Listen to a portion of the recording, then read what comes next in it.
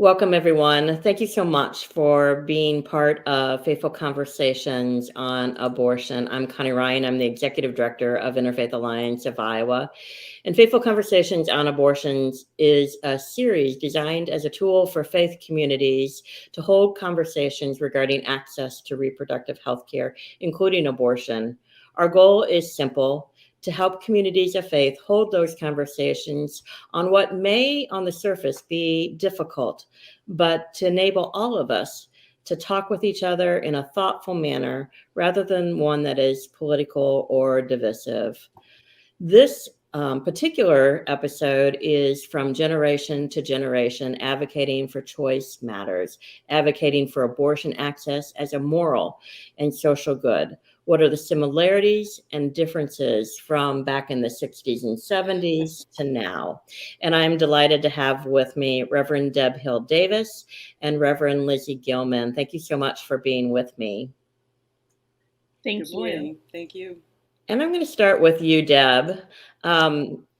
You are of the generation that actually lived through Roe coming into being and even before that. And you grow up as part of that fight for reproductive freedom and access to safe and legal abortion as it was being waged in the 60s and 70s. And tell us, what do you remember about conversations regarding abortion and legal access prior to Roe? Well, I was in high school and I was in a Catholic all-girls high school. And so, setting that context, the conversations about everything were very different. And the backdrop of this, it really took me down memory lane to go back and think about all this, because we had three things that were huge at that time: the Vietnam War, civil rights, and then women's liberation. And so reproductive freedom happened in the context of women's liberation. And it was in the context of ERA, the Equal Rights Amendment. So abortion per se wasn't an agenda item. It was more safe and legal birth control, reliable birth control became available. The pill became available when I was in college. And so that piece of the puzzle was, first of all, front and center. I graduated from high school and I went to a UCC sponsored college in Missouri, because I grew up in St. Louis. And it was then that I began to move. I took a class of, what was it called? The History of Popular Culture. And I did research on women's response to menstruation throughout history. And that took me into Betty Friedan and Simone de Beauvoir and all of that feminist literature. And I just remember getting angry because when I was in college, there were only 3 avenues of career that really were offered to women. You were going to be a secretary, a nurse, or a teacher. Right. And so women's liberation, Gloria Steinem versus Phyllis Schlafly, that was the narrative and that was the dialogue. And I remember that Billie Jean King beat Bobby Riggs. That was like this triumphant of women's abilities to do and be whatever they wanted to be. So abortion and access to it was not something front and center, but access to reliable birth control is what I remember. And in college, finding and going to Planned Parenthood. When I was growing up in Catholic school, nice girls didn't have sex until they were married. And so you just weren't going to do it. And if you needed an abortion, it was terrifying. And if a girl got pregnant in high school, she would drop out and go to live in a home for unwed mothers. I mean, there was so much shame connected with all of that and terror. So it was when people get nostalgic for that, I'm not seeing it. It's so it was a whole different era, and I would say all of those issues were interwoven. Civil rights, women's rights, Vietnam, they were all part of speaking up, finding our voice. I remember when Our Bodies, Ourselves, the very first one, came out, and I got that and just devoured it, like to learn everything that you had a right to as a woman in terms of your health care. I think you ask about the pivotal moments, and I think that studying some of the feminist literature, there were no feminist literature or feminist classes on the history of women or anything like that. We went to the moon when I was in high school in '69. I had no idea about Hidden Figures or that women had anything to do with that. So I would say that access to abortion, when I learned of it, I was overseas. I was an undergrad in Scotland, and no internet, Right. no cell phones, no TV that was international really. And my friend wrote to me to say that had happened, and I couldn't believe it. It was like, are you kidding? Not only do we have the pill, but you can get a legal abortion. Are you kidding? I mean, I just really couldn't believe it. And when I moved out of Catholic school I majored in religion and philosophy because it was like, okay, I want to know what other thinkers say about all of these issues. And so this was just part of that narrative for me. And when did you become an advocate for reproductive health care? At what point did you consider yourself actually an advocate? And was there a moment that brought you to that? Well, it was a moment for women's rights, yeah. I guess I actually needed the morning after pill. The original birth control pills were very high in estrogen, and so they had really side effects for a lot of women. They gave me breast lumps, and that was not rather scary. So I switched. I was married, but I was in graduate school, and I knew then I didn't want to have children until I'd finished my education and was able to support myself, which was all part of this women's empowerment, that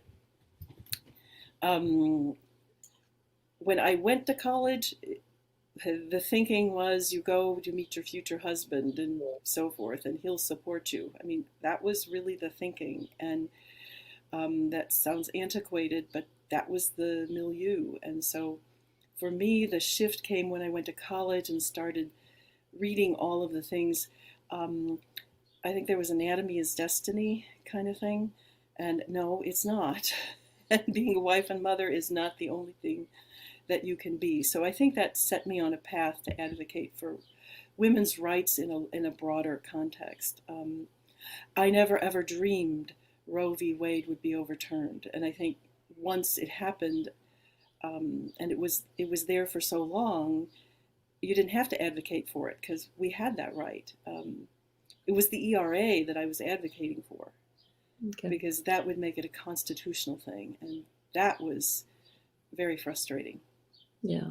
So, Lizzie, I'm going to turn to you. And so you grew up in a time where there was always safe and legal access to abortion. You didn't know any different, as Deb alluded to. We've had that right for nearly 50 years before it was overturned. Many assumed it would always remain that way, but now that right is obviously being challenged across the state, not only with overturning Dobbs, overturning Roe, but also what's happening state by state. And including in Iowa. When did you become an advocate for reproductive health care, including access to abortion? Was there a pivotal moment for you, and kind of what was your thinking as you grew up? Did you have reason to even think about whether or not this was going to be something you had to work on as an advocate? Oh, no, this is nothing that I ever thought I would have to work on. It's actually, when I was in college, nothing I assumed I would have to advocate for either. In college, I lived very close to the Planned Parenthood, and it was actually my friends. I had some friends who were sophomores when I was a freshman who it was very matter of fact. And this is the Planned Parenthood if you need health care, and this is what you can receive here. And this is what you can receive for free if you don't want to go on your parents' health insurance. So really all of that, there wasn't much of a stigma when I was in college. There was a little bit of a stigma, but really so many of us used Planned Parenthood for all kinds of healthcare services. Yes, for birth control, and yes, for abortion, but for so much more. And so when I got married, I actually married into a family. My mother-in-law was always an activist. And her mother was an activist. And so I would say about 11 or 12 years ago,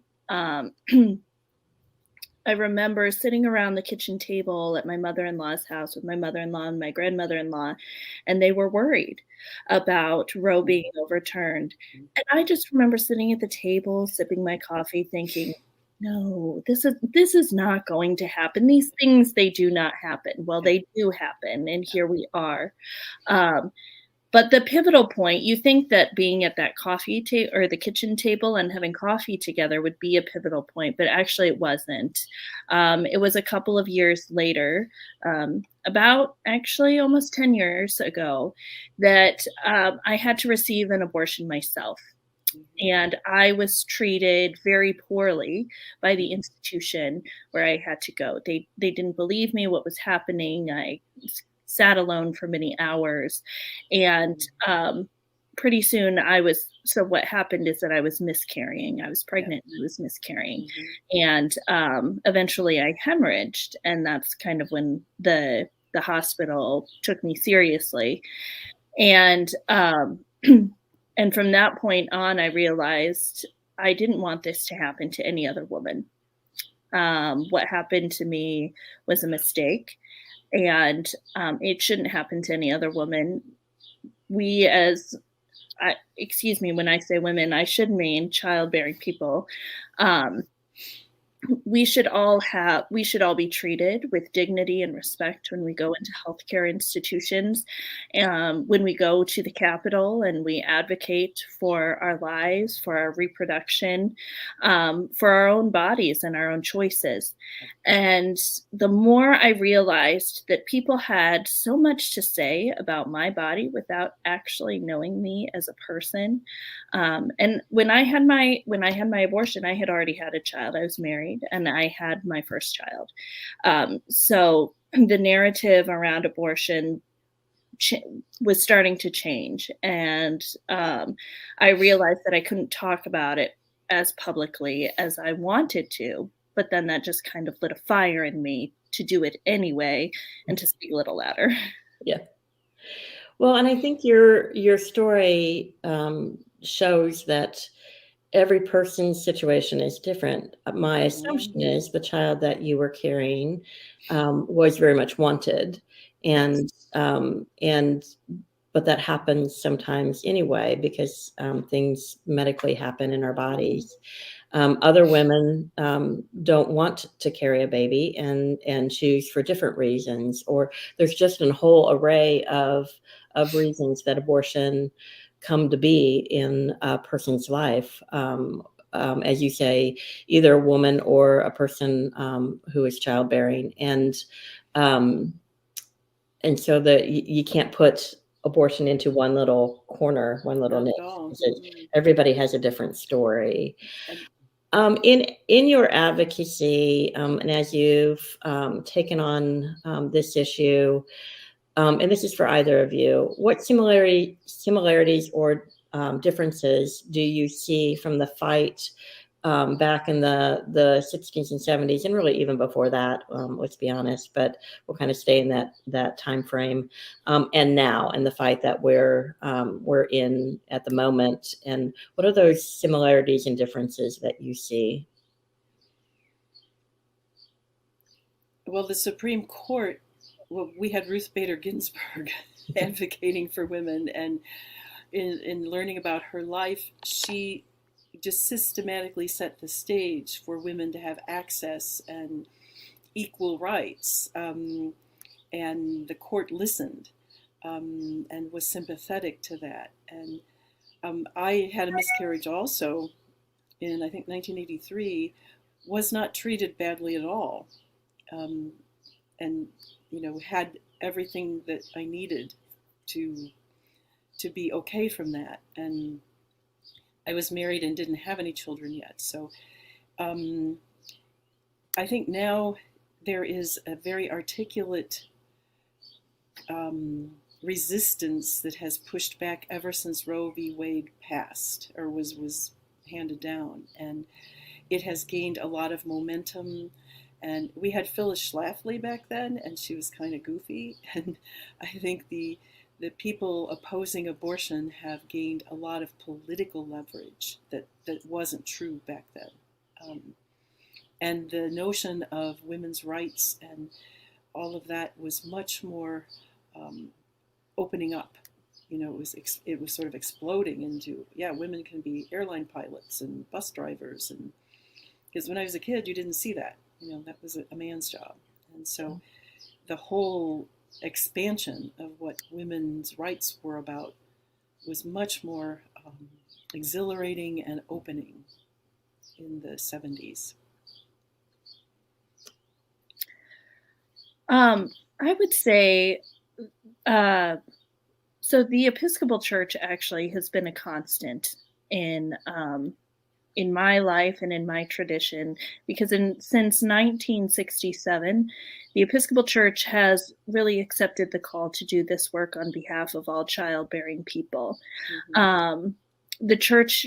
My church has maintained its unequivocal opposition to any legislation on the part of any national or state governments which would abridge or deny the right of individuals to reach informed decisions about the termination of pregnancy and to act upon them. And the church has maintained this stance since 1967. And to be perfectly honest with you, I was not around in 1967. I was not around 50 years ago. But from what I have read and from what I have seen, we are in a new age of Christian nationalism, with emboldened Christian nationalists really speaking out, running for office, creating pieces of legislation or accepting pieces of legislation to go through. And the voices have gotten louder. Yeah. And that's probably one of the biggest differences that I have seen. Yeah, and to that point, in olden days, so to speak, the fight really wasn't from people of faith other than the Catholic Church. Right. And the Catholic Church certainly had a lot to say about it, which is fine. They have every right to. And but it wasn't as broad of a voice as we see today, and really taking over the narrative as if all of Christianity is of one voice. And we know that that's simply not true, as you're indicating, Lizzie, that the Episcopal Church and many other mainline denominations as well have made statements about bodily autonomy and people being able to make their own decisions. And we also continue to learn about other traditions, Jewish tradition, et cetera, of upholding a person's right to make their own decision and be in charge, if you will, of their own body and medical care. So for you, Deb, how does your faith play a role in how you look at and understand access to abortion? Well, one of the aspects of unity that attracted me to that was that it's an individual spiritual path. And so any decision that you make is a decision that's between you and God. So it is not, there is nothing in unity that dictates how you should choose in any respect. It's very much focused on personal responsibility and personal freedom. And so I think wrestling with whether or not to have an abortion could be a deeply spiritual wrestle. And I don't think that in our tradition, we would not want to deprive someone of having that experience and the autonomy to make that decision for themselves, because that's how spiritual growth happens, is when you wrestle with the angel till you get your blessing, when you wrestle with it until you have clarity about what is the right path for you. And I think that to take that away from women and give it to the state, our faith tradition, like yours, would say that is not appropriate, because it's a very personal decision between a woman and her conscience and God. So, Lizzie, you referenced the teachings of the Episcopal Church.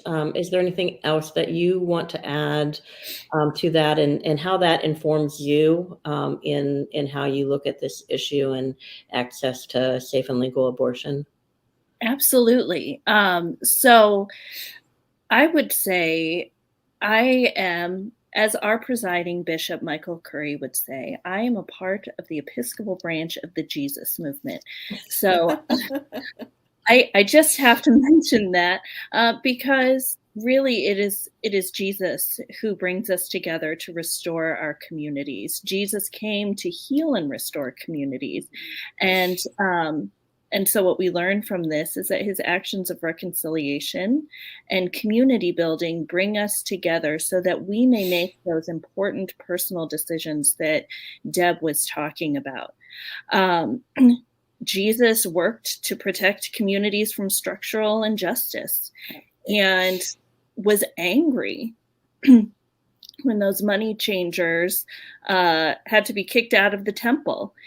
And so I take that righteous anger with me when I think about the structural injustice that is happening to half of our population, half of our childbearing people, because living in a childbearing body is an incredibly sacred task in life. Whether or not a child is produced, our bodies connect with the earth, our bodies connect with the moon, our bodies connect with one another. And so really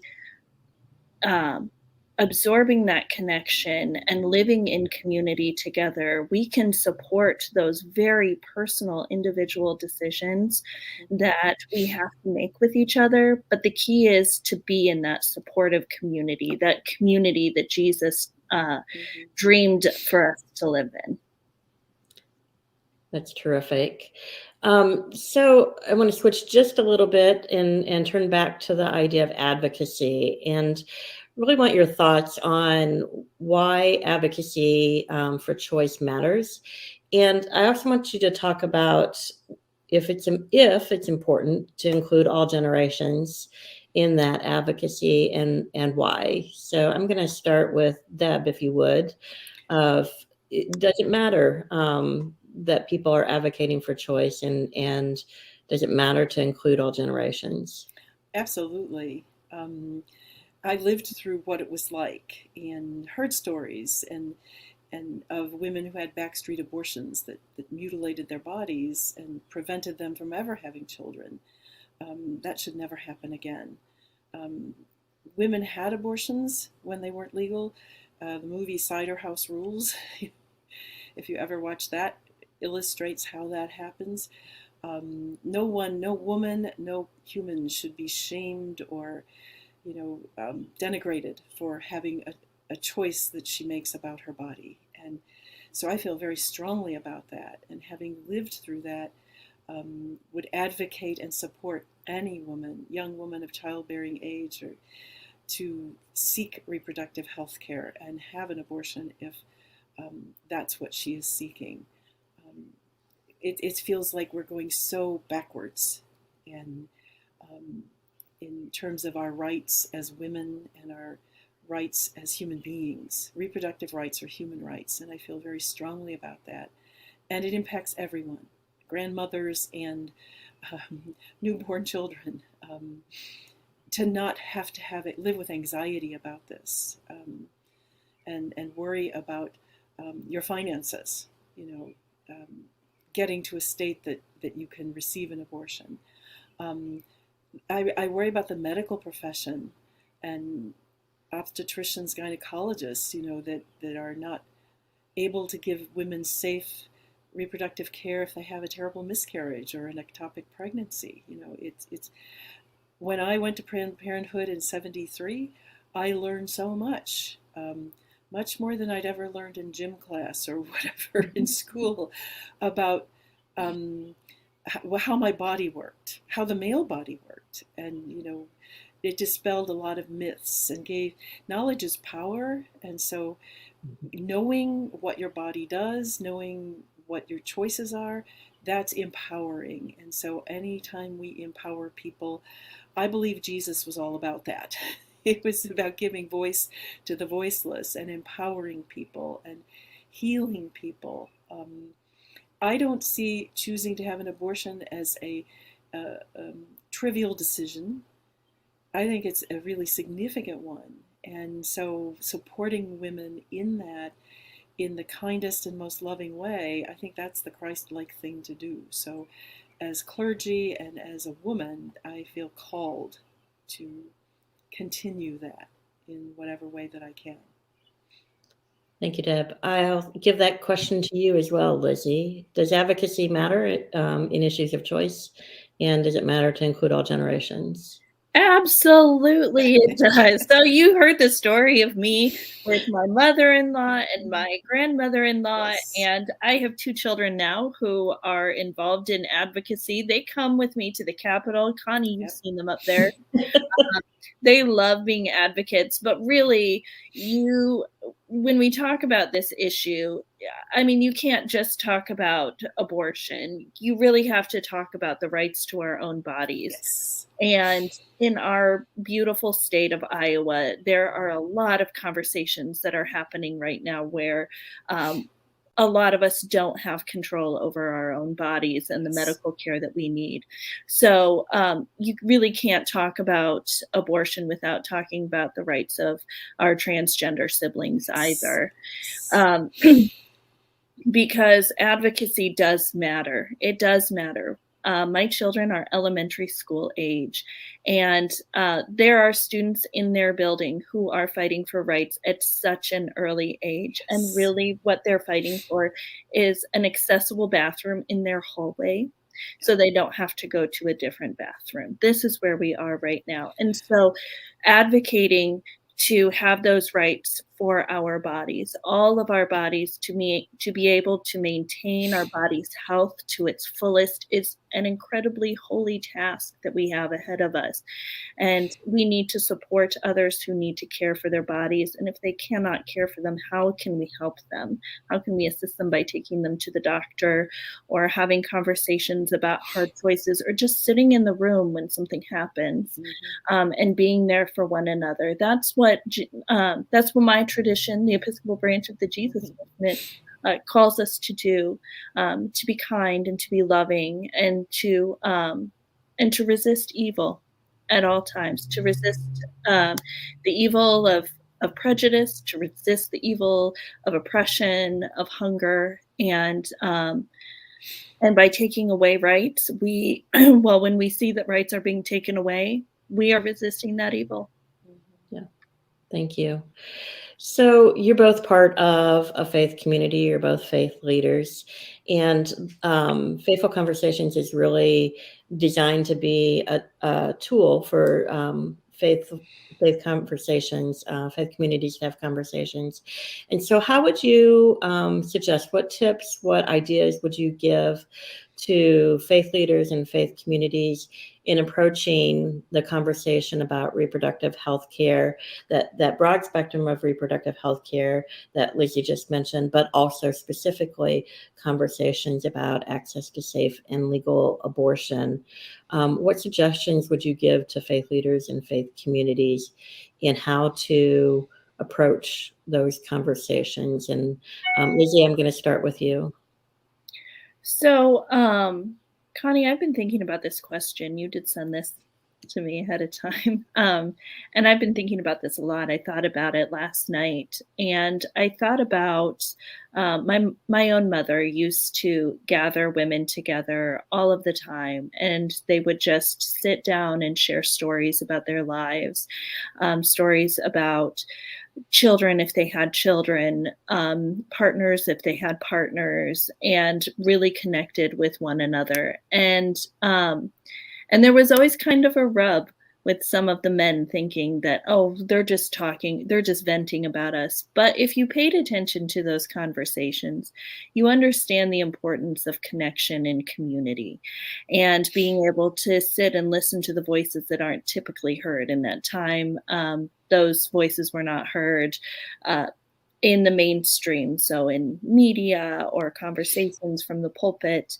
And now that since I've gotten older, I've learned that having these important conversations that are that are really centered around people who have had these experiences, that have bodies who can reproduce, if they are at the center of these conversations, and if there is some story sharing going on, I think it's very important for all of our people in all ages to come and sit down and have time to theologically reflect on who these people are and what their stories are, and to even though there are people with the best intentions that want to speak on our behalf, um, to give folks who do not have bodies that that can bear children, to really give them the opportunity to listen. And if there's anything, perhaps maybe some questions, but really this is a good time to listen. And then from that listening, what does that stir in us? Does that stir in us an action to protect one another, to look out for one another, to care for one another? Does that stir up an action to be part of a network that will care for each other no matter what, if we have to travel or accept travelers into our congregation? Or does this mean that we engage in letter writing, or maybe we take a day to go to the Capitol, or maybe we just have conversations, we host other conversations with other communities? What is next for us? I invite all communities and faith leaders to really do that. Very intentional discernment around what is happening in your own specific communities. What are the people saying? What are their stories? And how can we hold them closely? Thank you, Lizzie. Deb? What I want to do is create a space for more meaningful dialogue. It's assumed that if you are pro-choice, you are pro-abortion. And I think that might not be the most accurate assumption for a lot of people. So I would love to have conversations that create more space. I remember being very pro-abortion, and then I heard someone who was adopted speak passionately about the gratitude he felt that his mother didn't have an abortion. And that really touched my heart. And I think room for all the voices. I think your idea of community and conversations, faithful conversations that allow space for us to look at lots of different aspects of this that we have not examined prayerfully or thoughtfully. I have a doctor in my congregation, and she's wrestled with it because she was on campus at UNL in Lincoln, Nebraska, and her own conscience wouldn't allow her to perform abortions, and she wondered what my stance was. And I said, well, I think it's far more complex than we're allowing it to be, and that everyone has feelings about this, and we need a safe space to be able to express them. I had 3 miscarriages. I used the morning after pill before I started to try to get pregnant in my 30s, and wasn't sure I could have children. So, at that point, would I have an abortion? No, I really wanted to have children. And so there's a lot of complexity to the issue that we are losing in making it such a political stance. And I think that's the great loss that we have. So creating safe places to have those conversations, to listen to each other, about what and how your journey has been, I think is extremely important. I think both of those directions are really critically important, because we don't know where people are coming from or where they've, what has impacted their lives. And so being willing to have those open conversations, including the voices, as Lizzie talked about, that are impacted more directly, but also having that safe space for people to talk. And hopefully a faith community has created that safe space, regardless, or does work to create that safe space so that one of the things, the groups that added to the dialogue about this was the nuns on the bus who articulated, no, you are pro-birth, you are not pro-life. And right. That enlarged the conversation. And so more things like that we can host, that we can encourage people to enlarge the conversation, to understand why your personal body and dominion over that is so critically important, and that your choice is yours, and I won't judge you for your choice. If you choose to have the baby, that's your choice. I honor that. If you want an abortion, I honor that too, and won't put moral judgment on you for that. And I think that's the you wrestle with the angel till you get your blessing and your answer about what you're going to do. And I think in the wrestling is our spiritual growth. In the wrestling is our community. And our heart deepens and our consciousness opens. So thank you so much. Thank you to both of you. I so appreciate the conversation and your insight into this issue and your approach to it over the generations, because this has been a long, decades, even more long conversation on access to reproductive health care, access to safe and legal abortion, bodily autonomy, all of those pieces. So thank you, Reverend Deb Hill-Davis and Reverend Lizzie Gillman. I am grateful for each of you. Again, our goal for Faithful Conversations on Abortion is to help communities, faith communities, hold what may on the surface be difficult conversations. We hope you will use the series to help in those conversations wherever your community may be on the journey. Thank you to each of you watching, not only this conversation, but each of the conversations in the Faithful Conversations on Abortion series. We hope that the series is beneficial to you and your community. For more information about this work and Interfaith Alliance of Iowa, you can go to our website at interfaithallianceiowa.org. Again, Deb, Lizzie, thank you so much. And to everyone, thank you for watching and take care. Thank you.